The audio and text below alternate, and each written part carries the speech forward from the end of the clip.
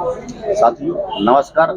आज हमारे बीच में बैठे हुए हैं रामअवतार शर्मा जी, जो बहुत इस देश की आप इसलिए मान के धरोहर हैं, जो मानवतावादी विचारधारा की एक अच्छी सोच इस शिक्षा के लिए काफी लंबे समय से कार्य कर रहे हैं।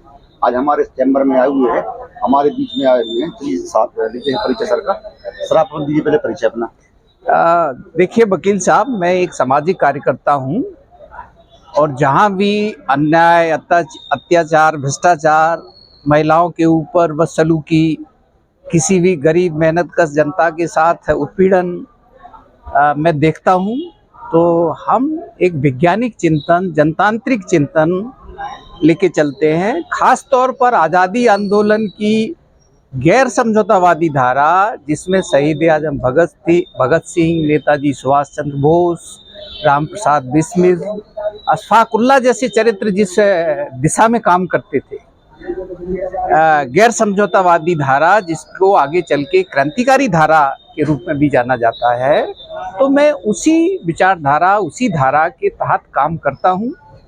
और आज जो पूंजीवादी परिवेश है, इस पूंजीवादी परिवेश में जो जनता को जात के आधार पर, धर्म के आधार पर, भाषा के आधार पर, लिंग के आधार पर, गरीबी अमीरी के आधार पर जो तरह तरह से बांटा जाता है और बांट के उसको लड़ाया भिड़ाया जाता है, उसका ध्रुवीकरण किया जाता है जिससे वोट की राजनीति में फायदा हो सके, तो आज ये परिवेश चल रहा है। लेकिन मैं जिस चिंतन विचार से जुड़ा हूँ, जिस दर्शन से जुड़ा हूँ, वो दर्शन मार्क्सवाद लेनिनवाद का दर्शन है, वैज्ञानिक समाजवाद का दर्शन है।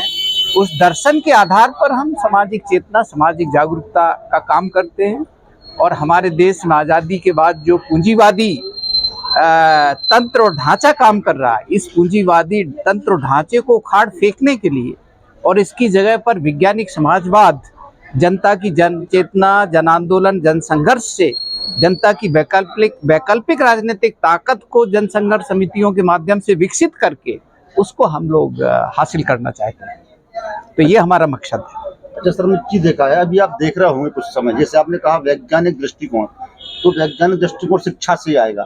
और अभी जिस तरीके से हम देख पा रहे हैं, जहाँ तक जो आंकड़े आ रहे हैं, चाहे मध्य प्रदेश हो चाहे संपूर्ण भारत हो, शिक्षा का स्तर काफी गिर गया है। शिक्षा हमें लगता है एक खतरे में है, लेकिन लोग बाग फिर भी शिक्षा को ना बचा के कोई धर्म बचा रहा है, कोई मंदिर बचा रहा है, कोई मस्जिद बचा रहा है। इस विषय में सर आपकी क्या राय है? ये तो वकील साहब आपने बहुत ही महत्वपूर्ण सवाल रखा शिक्षा का, और इसलिए ये महत्वपूर्ण सवाल है कि शिक्षा से ही संस्कृति की, सभ्यता की, और मैं तो कहता हूँ मानव जाति की हम रक्षा कर सकते हैं और उसको आगे बढ़ा सकते हैं। शिक्षा का मतलब सिर्फ साक्षर होना भी नहीं, साक्षर भर होना नहीं है कि हम दस्तखत करना, कोई किताब पढ़ना जाने। शिक्षा से हमारे भीतर मूल्यबोध भी पैदा होते हैं। शिक्षा के माध्यम से हमारे भीतर सामाजिक जिम्मेवारी भी पैदा होती है। तो बगैर सामाजिक जिम्मेवारी के, बगैर मूल्यबोध के इस मनुष्य को, सामाजिक ताने बाने को हम आगे बेहतर नहीं बना सकते हैं। तो शिक्षा अत्यधिक जरूरी है। लेकिन हम देख रहे हैं कि आज़ादी के बाद हमारे देश में जो आज़ादी आंदोलन के संघर्षशील चरित्र थे, आज़ादी आंदोलन के स्वतंत्रता संग्राम सेनानी थे, उन्होंने अपने देश में जो जनतांत्रिक शिक्षा, वैज्ञानिक शिक्षा, धर्मनिरपेक्ष शिक्षा, सार्वभौमिक शिक्षा का सपना देखा था। ईश्वर चंद्र विद्यासागर, राजा राम मोहन राय, महात्मा फुले, प्रेमचंद, शरदचंद्र जैसे चरित्र जो हमारे भारतीय पुनर्जागरण के एक बहुत बड़े चरित्र थे। आज़ादी आंदोलन में लाला लाजपत राय, बाल गंगाधर तिलक, CR दास, चित्तरंजन दास जैसे चरित्र थे। तो वो चाहते थे कि आज़ादी के बाद हमारे देश में जनतांत्रिक शिक्षा लागू होगी, लेकिन हमारे देश में चूंकि सामाजिक परिवर्तन नहीं हुआ, आज़ादी के दौरान सत्ता का हस्तांतरण हुआ, इसलिए हमारे देश में शिक्षा भी जनतांत्रिक रास्ते पे जो आगे बढ़ना चाहिए थी, वो कोशिश तो की गई जो लोग सत्ता पर आए, लेकिन वो उस सही ढंग से जनतांत्रिक शिक्षा को आगे नहीं बढ़ा पाए। उन्होंने आज़ादी के बाद कुछ स्कूल सरकारी तंत्र में इसमें खोलना शुरू किए, लेकिन वो आगे कुछ समय तक बढ़े। लेकिन आज हम देख रहे हैं कि 70-75 साल बाद आज जिस तरह से बड़े बड़े उद्योगपति, पूंजीपति लोहा से, सीमेंट से, दवाई से पैसा कमाते हैं, उसी तरह से वो शिक्षा से, स्वास्थ्य से, बिजली से, पानी से, परिवहन से भी पैसा कमाने के लिए आगे आ रहे हैं।